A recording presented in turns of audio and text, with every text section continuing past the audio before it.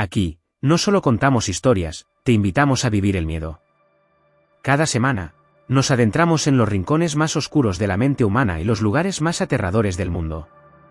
Si eres de los que disfrutan sintiendo un escalofrío por la espalda y no temes a lo desconocido, este es tu lugar. Suscríbete y activa la campanita para no perderte ninguna de nuestras escalofriantes entregas. El silencio de las cimas. La noche descendía sobre las cumbres de los picos de Europa, arrastrando con ella una niebla densa y húmeda que se aferraba a los robles y a las rocas como un sudario. El eco del viento, que se colaba por los valles, parecía un lamento antiguo, una voz sin cuerpo que susurraba el nombre de los olvidados. Y yo, Manuel, el guardabosques de esta región maldita, me encontraba solo, en mi pequeña cabaña de madera, con el crujido de la leña en la chimenea como única compañía. Había sido una semana extraña. Los animales, que normalmente se movían con la confianza de quienes se sienten dueños de la tierra, habían desaparecido. Ni un solo venado, ni un solo rebeco. Ni siquiera el canto de los pájaros se atrevía a romper el pesado silencio. Solo el aullido, lejano y fantasmal, de algo que no podía identificar. Mis compañeros en el pueblo, en Cangas de Onís, decían que era el invierno que se acercaba, que la vida se retira en estas fechas. Pero yo sabía que no era eso. El silencio de las cimas tenía un peso, un significado. Un escalofrío que no tenía que ver con el frío. 3 días atrás, una pareja de senderistas desapareció. No era raro en la zona, pero siempre se encontraban al menos sus pertenencias. Esta vez, nada. Ni un rastro. Solo una mochila, abandonada en el borde del sendero, con un termo de café aún caliente. Y en la tierra húmeda, una serie de huellas extrañas, como de garras alargadas, que se mezclaban con las botas de los excursionistas. La noche que siguió a su desaparición, me despertó un golpe en la ventana. Salí, con la linterna en la mano y el fusil en la otra, pero no vi nada. Solo la niebla y los árboles.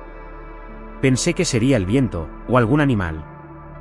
Pero al volver a entrar, vi que en el cristal, aún húmedo por la neblina, había una huella. No era la palma de una mano. Eran 3 dedos, largos y afilados, que se extendían desde una base gruesa, casi como los de un murciélago, pero sin las membranas. Y en la escarcha, vi cómo se formaba, de nuevo, la silueta. Lentamente, como si la dibujaran. Hoy, la niebla era más densa que nunca. Se metía por las rendijas de la puerta, por la ventana, y llenaba la cabaña con un frío que no venía del exterior, sino de su propia presencia. El fuego de la chimenea se apagó de pronto, sin razón alguna. Y en el silencio, pude escuchar, claramente, un sonido a mi espalda. El crujido de la madera del suelo.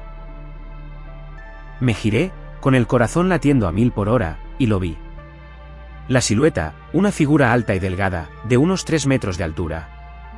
Su cuerpo parecía hecho de la misma sombra, con extremidades que se doblaban de una manera antinatural. No tenía ojos, solo una especie de vacío oscuro en el rostro, y de sus brazos, que se extendían hasta las rodillas, colgaban dedos largos y terminados en afiladas garras. En sus manos sostenía un puñado de hierbas, de la misma clase que crecía en los pantanos del valle, y en su pecho, un objeto oscuro, parecido a una roca. De pronto, la figura se movió. No caminaba, se deslizaba por el suelo, como un fantasma, acercándose a mí. Retrocedí, con la espalda pegada a la pared, y sentí como el pánico se apoderaba de mí. No era un oso, ni un lobo, ni ningún animal que hubiera visto antes. Era el silencio, hecho carne, la criatura de la que hablan las leyendas de las montañas. El entidad del olvido. A mi mente vinieron los cuentos que me había narrado mi abuelo, el viejo pastor de la aldea. Contaba que en las noches más largas del año, cuando la niebla se tragaba el mundo, una criatura salía de las cuevas más profundas de la montaña. Que se alimentaba del recuerdo de las personas, de su identidad. Que se llevaba a aquellos que se sentían solos, que se quedaban sin compañía. Que los arrastraba a las profundidades de la tierra, para que se convirtieran en parte de su vacío. Y que su presa favorita eran los guardianes de la montaña, aquellos que, como yo, pasaban sus días a solas, sumidos en el silencio. La figura se detuvo a un par de metros de mí. No hacía ruido. Solo estaba ahí, mirándome con su rostro vacío, con las hierbas que sostenía en la mano. De su pecho, la roca oscura, de la que no pude distinguir forma, brillaba débilmente, como si tuviera vida propia. Intenté gritar, pero de mi garganta no salía nada. El terror me tenía paralizado. La entidad se acercó, y sus garras, que se extendían como ramitas, se acercaron a mi cara. Sus dedos eran fríos, casi congelados, y sentí que la vida se me iba del cuerpo. Entonces, noté que la roca oscura que sostenía en el pecho no era una roca. Era un cráneo. Un cráneo humano. Y no era el único. De su pecho, de las sombras, salían más cráneos, pequeños y grandes, de hombres, mujeres y niños. Eran los recuerdos que la entidad había robado. Las almas que había tragado. Las huellas que había dejado atrás. Me concentré en el objeto. Un collar que colgaba de mi cuello. Me lo había dado mi abuela cuando era niño, un pequeño crucifijo de madera, tallado a mano. Un amuleto, un talismán. Mi abuela me había dicho que mientras tuviera ese objeto, el mal no me alcanzaría. Me aferré a él, con todas mis fuerzas. La entidad, al ver mi movimiento, pareció inquietarse. Sus garras se retiraron, y su cuerpo se inclinó hacia atrás, como si se sintiera molesto. El sonido que hizo no era un grito, era un chirrido de metal oxidado, un sonido que me hizo temblar. La entidad retrocedió lentamente, desapareciendo en la oscuridad de la cabaña, mientras que la niebla volvía a llenar el espacio. De pronto, el fuego se encendió de nuevo en la chimenea. La cabaña, que se había llenado del frío de la criatura, volvió a ser cálida. El sonido de la leña crepitando, el suave calor. Me senté en el suelo, temblando, con el crucifijo en la mano. Y me di cuenta de que, de las sombras, se había llevado algo. Mi mochila. La misma que había usado para llevar mis pertenencias. La mañana siguiente, volví al pueblo. Mis compañeros no me creyeron. Dijeron que me había vuelto loco, que la soledad me había afectado. Pero yo sabía la verdad. El cráneo en el pecho de la entidad. Las hierbas del pantano. Y el detalle más aterrador de todos.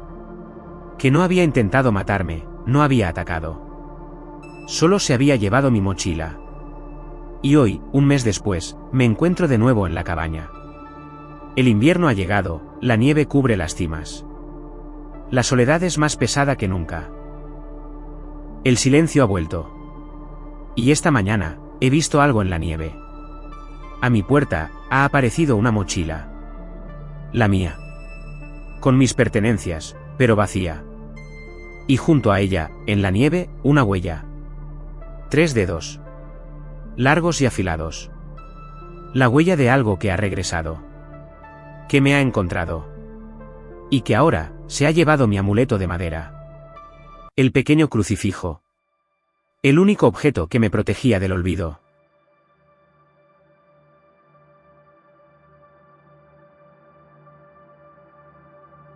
El diario de la carretera olvidada. La historia de David comenzó en un coche que no era suyo, en una carretera que no figuraba en ningún mapa. Era fotógrafo, un hombre de ciudades y calles transitadas, pero su última misión lo había llevado al rincón más olvidado de Cantabria, a un encargo de esos que pagan bien pero que te hacen cuestionar la cordura. Debía documentar la vida en los pueblos de montaña que el progreso había dejado atrás, esos lugares donde el tiempo parecía haberse detenido. Su coche se había averiado en medio de una tormenta, y un anciano, un hombre callado con un rostro surcado por la dureza de las cimas, se detuvo para ayudarlo. El anciano no hablaba mucho, solo le señaló un camino de tierra que se desviaba de la carretera principal y que, según él, lo llevaría al pueblo más cercano. Le dejó las llaves de su viejo coche, un destartalado Seat 600 de un color amarillo deslavado, y se marchó, desapareciendo en la densa neblina. David, desesperado y sin otra opción, se subió al coche. La tormenta arreciaba. El camino de tierra se hizo más estrecho, más oscuro. Las ramas de los árboles se golpeaban contra el parabrisas. Tras unos kilómetros, el camino desapareció por completo, convertido en un lodazal. A lo lejos, vio la silueta de lo que parecía ser una casa de campo abandonada. Decidió pasar la noche allí, seguro de que por la mañana podría encontrar la forma de salir de ese lugar. La casa era una ruina. El techo se había caído en parte, las paredes estaban agrietadas y el interior olía a humedad y a madera podrida. Sin embargo, en la habitación principal, había una mesita de noche junto a una cama. Y sobre la mesita, un viejo diario de tapas de cuero. La primera página era un garabato ilegible, pero la segunda tenía una caligrafía impecable. Una letra de mujer, con una fecha escrita a mano, 1 de octubre de 1985. La curiosidad pudo con él. El diario pertenecía a una mujer llamada Clara. Las primeras entradas hablaban de su vida en la casa, su felicidad con su esposo, Juan, y su pequeña hija, Elia. Juan era un apicultor, y Clara describía con detalle cómo las abejas zumbaban en el jardín, cómo la miel llenaba los tarros, cómo la vida parecía perfecta. Pero las siguientes páginas cambiaban de tono. Había un vacío, una repetición de frases. Juan no está, las abejas han muerto, el silencio es cada vez más pesado. David sintió un escalofrío. En una entrada del 15 de octubre, Clara describía un sonido en la noche, el sonido de alguien llamando a la puerta. No era Juan. Y la letra se volvió más nerviosa, más grande. Es él, el hombre del coche, el fantasma del camino. David se estremeció. Pasó la noche leyendo. La historia de Clara se volvía cada vez más espeluznante. El fantasma del camino se le aparecía por las noches, un hombre con un rostro desfigurado que solo se acercaba a la casa cuando el sol se ponía. Las últimas entradas del diario eran apenas comprensibles, solo garabatos, frases rotas: no me dejes sola, Elia, ¿dónde estás? Me ha robado los ojos. David sintió una opresión en el pecho. La historia era demasiado real para ser una simple fantasía. La fecha de la última entrada era la misma en que, según sus notas, la familia del pueblo cercano había desaparecido sin dejar rastro, 1 de noviembre de 1985.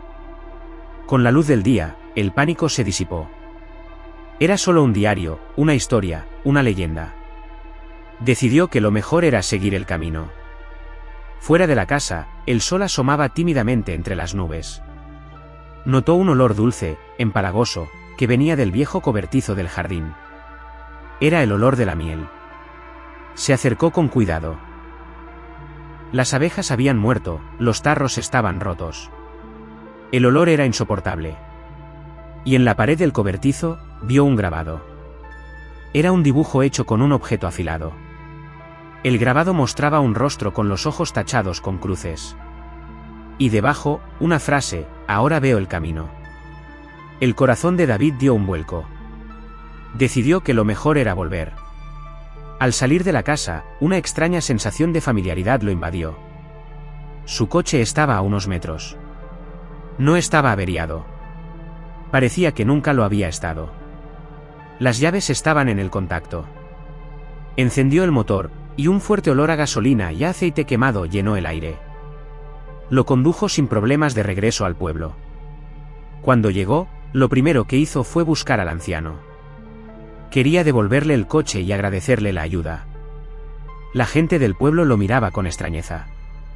Le dijeron que el anciano había muerto hace muchos años, que su cuerpo nunca fue encontrado, que solo dejaron un viejo Seat 600 abandonado.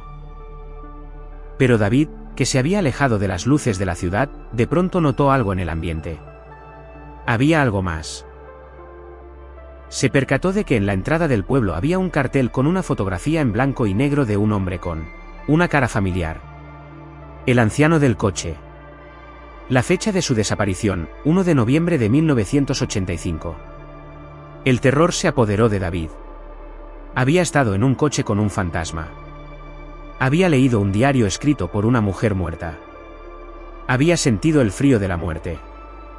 Y entonces, mientras la niebla volvía a descender sobre la montaña, un último y escalofriante pensamiento lo asaltó. El anciano no le dio las llaves del coche. David las había encontrado en su bolsillo. Eran las llaves de su propio coche. El anciano solo le había señalado el camino. El camino al vacío, a la nada. El camino de los que no encuentran la salida. Y entonces, David sintió un escalofrío que no tenía que ver con la temperatura. Y se dio cuenta de que no había vuelto. que su coche no se había averiado. Y que el anciano del SEAT 600 era su reflejo. Y que el diario de la carretera olvidada no lo había escrito Clara, sino él mismo, o quizás alguien que también había estado en ese mismo lugar hace 40 años. Y ahora, él, David, estaba atrapado. Se miró al espejo retrovisor. Su reflejo parpadeó. Y por un instante, vio que sus ojos ya no estaban.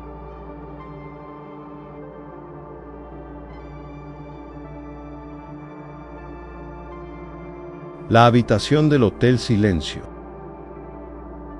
La vida de un crítico de hoteles de lujo puede parecer glamurosa, pero para Daniel, era una monotonía dorada. Su trabajo consistía en pasar sus días en lugares perfectos, pero vacíos de alma. Hasta que su jefe le envió a un hotel en un pueblo remoto del País Vasco. No era lujoso, pero tenía fama de ser el lugar más silencioso de Europa. Se llamaba Hotel Silencio. Y su misión era sencilla: pasar una noche y escribir una crítica. El pueblo era minúsculo, una serie de casas de piedra que parecían encogerse bajo el cielo gris. El Hotel Silencio era una construcción de un solo piso, con un aspecto sobrio y una recepción sin ventanas. El recepcionista, un hombre mayor con un rostro tan inexpresivo como el hotel, le dio una llave de latón y le dijo: la habitación 13. Solo hay una regla, señor. No haga ruido. La habitación 13 era tan simple como el exterior. Una cama, una mesita de noche, un baño. No había televisión, no había radio, no había teléfono. El silencio era total, tan absoluto que hacía daño. Podía oír el latido de su propio corazón, la sangre bombeando en sus venas. Se tumbó en la cama, y por primera vez en años, se sintió inquieto. Había algo en el aire, una pesadez. Pasó la tarde intentando escribir sus notas, pero su mente no paraba de vagar.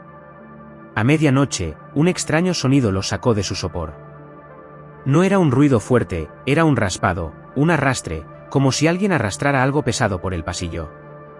Pensó que sería otro huésped, pero el sonido se detuvo justo delante de su puerta. El corazón se le aceleró. Oyó un chasquido suave, como si alguien metiera algo por debajo de la puerta. Una hoja de papel. Se levantó, temblando. En la hoja, escrita con una letra temblorosa, había un mensaje: no hagas ruido. Te están observando. El pánico se apoderó de él. ¿Quién eran ellos? ¿Había alguien más en el hotel? O peor, ¿alguien se había colado? Se asomó a la mirilla, pero solo vio la oscuridad del pasillo. El aire se sentía más denso, más opresivo. Volvió a la cama, y se dio cuenta de algo.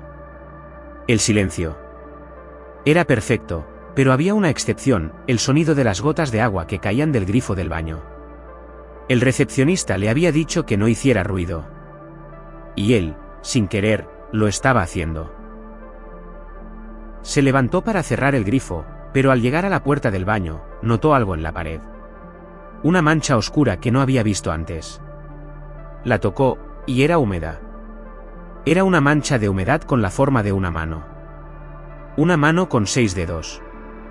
La misma mano de una leyenda local que había leído en un libro de camino al hotel, la leyenda del silencioso. Se decía que era un ser que vivía en la oscuridad y que odiaba el ruido. Se alimentaba del silencio. Si te encontraba, te arrancaba el sonido de tu garganta. El terror le heló la sangre. El grifo goteaba. Y él, sin querer, estaba haciendo ruido. Corrió y lo cerró, pero ya era tarde. Escuchó un golpe seco en la puerta del baño. Un golpe suave, rítmico. Toc, toc, toc. Una risa infantil, seca y escalofriante, llegó desde el otro lado.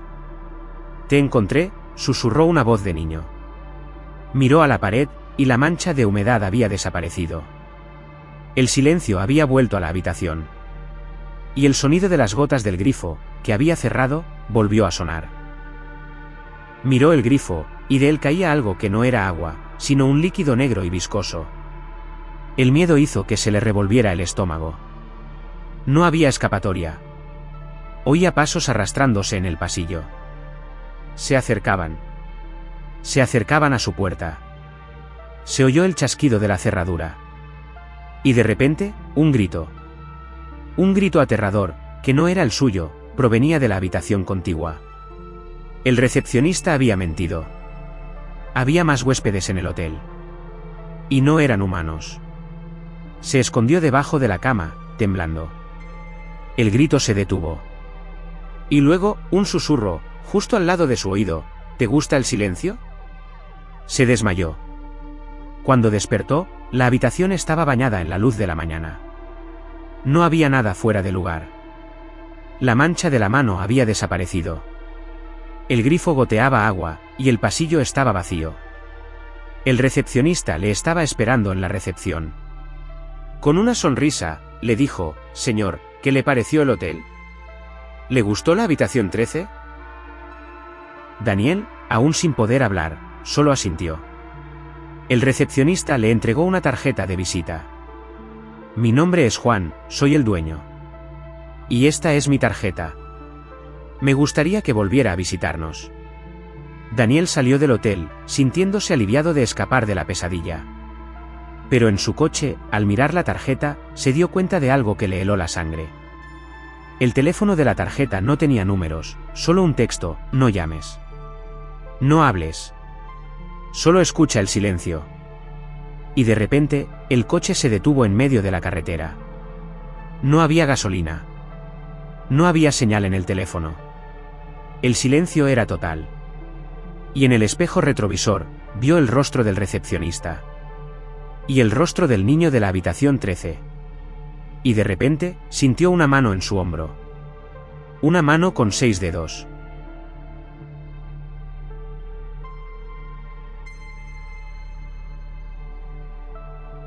La sombra de la Vía Láctea.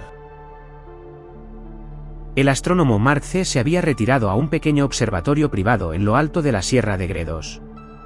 Su trabajo, meticuloso y solitario, consistía en cartografiar los rincones más profundos del universo, buscando la elusiva materia oscura. Le gustaba el silencio, la inmensidad del cielo y la sensación de ser el único testigo de una belleza inalcanzable. Pero aquella noche, el silencio se rompió, y la belleza se tornó en algo aterrador. Estaba analizando unas imágenes del centro de la Vía Láctea. Era un área de una densidad de energía inimaginable, un lugar de nacimiento y muerte de estrellas. Sus instrumentos, los más avanzados que el dinero podía comprar, detectaron una anomalía. No era un pulso de radiación, ni la firma de un agujero negro. Era una especie de patrón, una serie de vibraciones que, al pasarlas por un programa de traducción, se convertían en una secuencia de números. Mark, intrigado, dedicó la noche a descifrar la secuencia. Lo que descubrió lo dejó sin aliento. Los números no eran aleatorios. Eran la clave de un algoritmo, un código de cifrado de una complejidad que superaba cualquier cosa que la mente humana hubiera concebido. Era, sin lugar a dudas, un mensaje. Un mensaje de vida inteligente. Pasó las siguientes semanas obsesionado. El mensaje era de una antigüedad asombrosa. Pero había algo en el que lo perturbaba. El mensaje no era una salutación, no era una invitación, no era una simple ecuación matemática. Era una instrucción.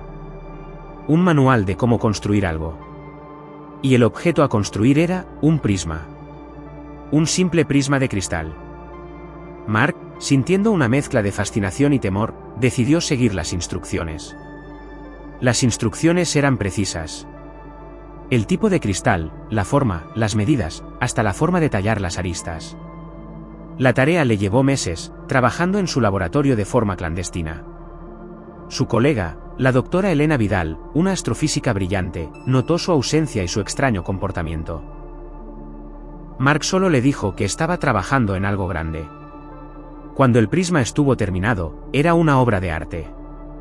Brillaba con una luz extraña, casi como si contuviera el brillo de las estrellas.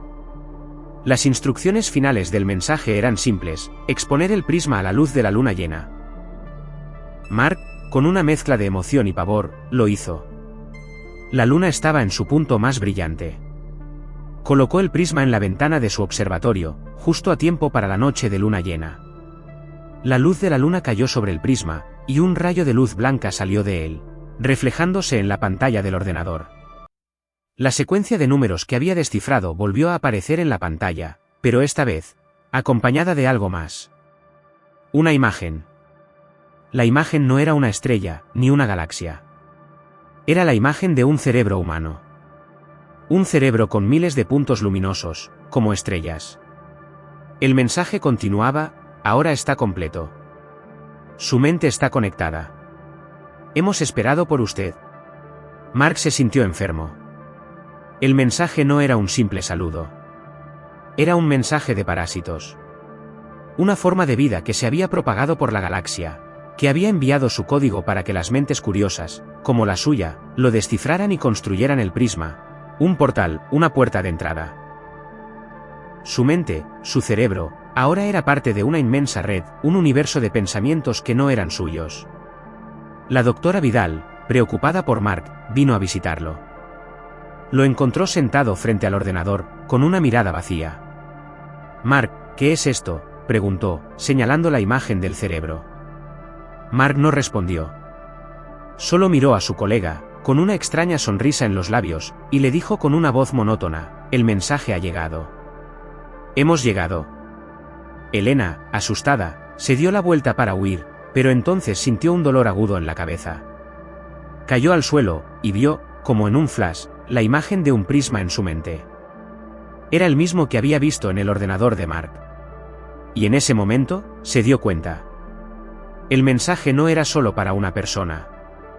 La luz del prisma había sido reflejada en la pantalla, y ella, al mirarla, había sido infectada. Ahora, las dos mentes estaban unidas. Las dos mentes eran una.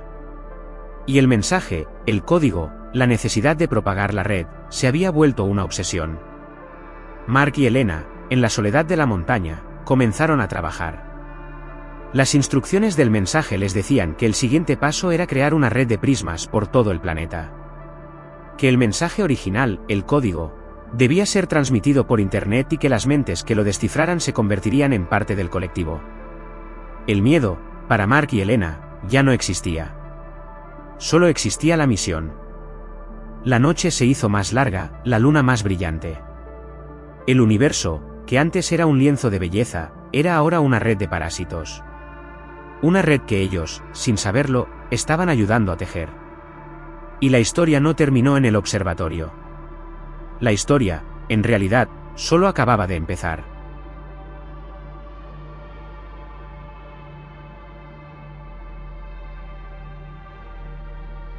Una cajita de miel. La vida de Clara, una joven restauradora de muebles antiguos, era tranquila y predecible. Pasaba sus días en su taller, entre el olor a barniz, virutas de madera y el chirrido de la lija. Su última adquisición fue un encargo de un coleccionista, un viejo cofre de madera de roble que había estado en un desván durante 50 años. Era una pieza bellísima, con tallas intrincadas de abejas y flores en la tapa, pero su mecanismo de cierre estaba bloqueado. El coleccionista le dijo que no importaba lo que hiciera, el cofre no se abría. La única pista que le dio fue una simple nota, escrita con una letra temblorosa: la caja se abre con la luz de las abejas. Clara, intrigada, se llevó la caja a su taller. Pasó días intentando abrirla, pero nada funcionaba. Estudió las tallas, el intrincado mecanismo. Notó que había una pequeña hendidura en forma de colmena en uno de los lados, pero no entendía su propósito. La frase del coleccionista se repetía en su mente: la luz de las abejas. Una noche, mientras trabajaba hasta tarde, un recuerdo de su infancia vino a su mente. Su abuelo, un apicultor, le había enseñado que la miel de las abejas tiene un brillo especial bajo una luz muy específica. La luz ultravioleta. Se levantó de un salto, cogió una linterna de luz negra de su kit de herramientas y la encendió. Apagó las luces del taller, y la habitación se llenó de un resplandor azulado y fantasmal. Apuntó con la luz negra a las tallas de las abejas en la tapa del cofre. Al hacerlo, las figuras de las abejas, talladas en la madera, se iluminaron con un brillo dorado, como si fueran de oro líquido. Y en la base de una de ellas, una pequeña hendidura, invisible a simple vista, se hizo visible. Metió un destornillador, y con un suave clic, la caja se abrió. El interior de la caja era lo que esperaba: viejos documentos, cartas, fotografías en blanco y negro. y en el fondo, envuelto en una tela de lino, un frasco de cristal lleno de una sustancia oscura, parecida a la miel, pero con un brillo inquietante. Y junto a él, un pequeño pergamino. Las fotografías eran de una familia. Una mujer, un hombre y una niña. La mujer era la abuela del coleccionista, y las cartas eran de ella, escritas a su esposo, un apicultor que había desaparecido en la guerra civil. Las cartas hablaban de su amor, su esperanza de que regresara, y de su hija. En una de las últimas cartas, la mujer escribía sobre su tristeza, su desesperación. Y la niña, que en las primeras fotos sonreía, en las últimas tenía una mirada perdida, un rostro vacío. Y una última nota, en la caligrafía temblorosa de la mujer: mi hija ya no está. Las abejas me han robado a mi niña. Clara no entendía el significado. El frasco de miel la intrigaba. Lo cogió y lo abrió. El olor era dulce, pero tenía un regusto amargo, casi metálico. El pergamino explicaba la historia del frasco. No era miel, sino una mezcla de miel y un extracto de una flor extraña, que se encontraba en lo más profundo de un bosque en el norte de España. El extracto, según el texto, tenía el poder de atrapar el alma de una persona y guardarla en el frasco para siempre. La mujer lo había usado para atrapar el alma de su hija, para que no muriera sola. Clara, horrorizada, soltó el frasco, que se rompió en el suelo. La sustancia oscura se esparció por el suelo del taller, y el olor se hizo insoportable. Y de pronto, un susurro. Un susurro que venía de la sustancia. Una voz de niña, que se mezclaba con el zumbido de 1.000.000 de abejas. «Mamá, ¿por qué me dejaste aquí?» Clara se tapó los oídos, temblando. Las abejas, que habían sido talladas en la tapa de la caja, comenzaron a moverse. Eran reales. Salieron de la madera, una por una, con un zumbido ensordecedor. Y de repente, se dirigieron a ella, a su cara, a sus oídos. Clara sintió un dolor agudo, como si las abejas la picaran por todas partes. Gritó, pero no salía sonido de su garganta. Los insectos se metían en su nariz, en su boca, en sus oídos. Sentía cómo se metían en su cabeza, en su mente. Y lo último que vio fue un reflejo de su rostro en el espejo. Sus ojos estaban vacíos, su rostro inexpresivo. Su alma, lentamente, se estaba desvaneciendo. La historia no terminó con la muerte de Clara. Terminó con una caja. Una caja que llegó a un coleccionista. Una caja con un frasco que alguien más, en algún momento, abriría. Y un grito de una mujer, que había sido silenciado, para siempre.